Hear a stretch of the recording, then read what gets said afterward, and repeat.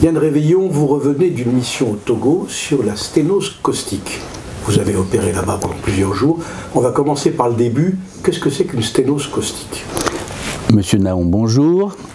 La sténose caustique, ce sont des enfants qui avalent, par hasard le plus souvent, un produit caustique.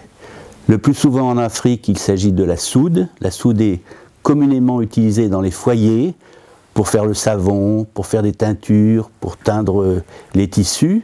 L'enfant revient d'un match de foot ou de l'extérieur, il a soif, il voit dans une bouteille souvent très banale un liquide clair qui ressemble à de l'eau, il la boit, et en fait cette eau c'est de la soude qui va brûler son œsophage. Alors les conséquences de ces drames, si j'ose dire, ces drames sur ces gosses? Eh bien, la conséquence principale c'est que beaucoup ne peuvent plus s'alimenter, normalement par la bouche, donc on leur crée un petit trou qu'on appelle une gastrostomie au niveau de l'estomac, et la maman va injecter le lait, les produits nutritifs directement dans l'estomac. Mais évidemment, pour l'enfant, c'est une perte considérable du plaisir de manger, du plaisir de sucer des bonbons, etc. Alors comment ça s'est passé pour vous, là-bas, au Togo, sur ces gosses que vous avez opérés? Ben, écoutez, combien en avez-vous opéré? Alors nous avons traité 10 enfants. Sur ces 10 enfants... 10 cas graves? 10 cas graves.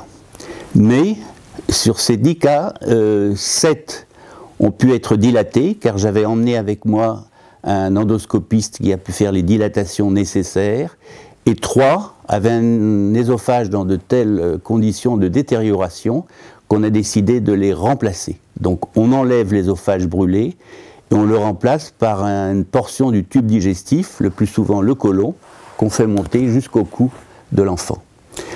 Les enfants, à l'heure actuelle, mettons 1 mois après cette intervention, vont tous bien, tous s'alimentent normalement. Par la bouche? Par la bouche.